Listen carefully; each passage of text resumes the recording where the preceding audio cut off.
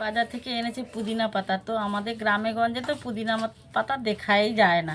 তো আজকে সকাল সকাল গিয়েছিল, তো পুদিনা পাতা এনেছে দুটো এনেছে। দুটো কত নিল গো? ওই তো 10-20 টাকা। 20 টাকা নিয়েছে। কম দাম, কিন্তু সবসময় পাওয়া যায় না। তো আজকে ভাবলাম তাহলে পুদিনা পাতা একটা আঁটি রান্না করি, আর একটা আঁটি এখন রেখে দিই, এটা কালকের জন্য। তো আজকে এই পুদিনা পাতাটা রান্না করব। বন্ধুরা সবাই কিন্তু চোখ রাখবে আমি কিভাবে পুদিনা পাতাটা রান্না করি। প্রথমেই পুদিনা পাতাটাকে এই ছাড়িয়ে নিলাম। এবার দেখো এর পাতাগুলো নিয়ে নেব, আগার পাতাগুলো নিয়ে নেব। পাতাটা কেটে আমি নিয়েছি। এবার ওর সঙ্গে যেটা রান্না করবো, সেটা সরু সরু করে একটু আলুটা কেটে নেবো। এটা আমি ধুয়ে আনি, এভাবে কেটে নিয়েছি। আলুটা তোমরা আলাদাভাবে সিদ্ধ করতে পারো বা একসঙ্গে দিয়েও সিদ্ধ করতে পারো। জলটা ফুটতিছে, এবার আলুগুলো দিয়ে দেবো।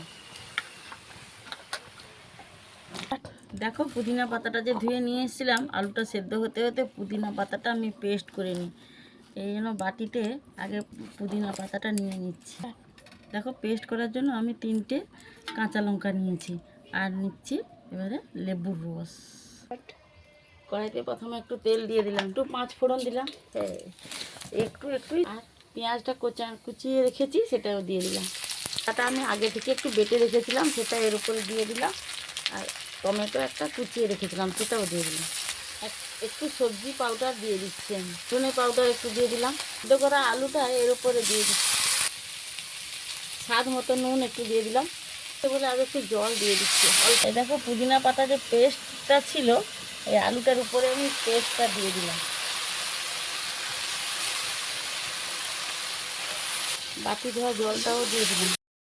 এই পুদিনা পাতার তরকারিটা তো কেমন হয়েছে বন্ধুরা? এটা গরম গরম রুটির সঙ্গেও ভালো লাগে, ভাতের সঙ্গেও ভালো লাগে, আর পরোটার সঙ্গেও খুব সুন্দর লাগে খেতে। তো তোমরা এইভাবে বানিয়ে খাবে। আমার রান্নাটা কেমন হলো তোমরা অবশ্যই কমেন্টে বলো। কী রে, কেমন হলো? খেয়ে দেখি। খেয়ে দেখ কেমন হয়েছে খেতে।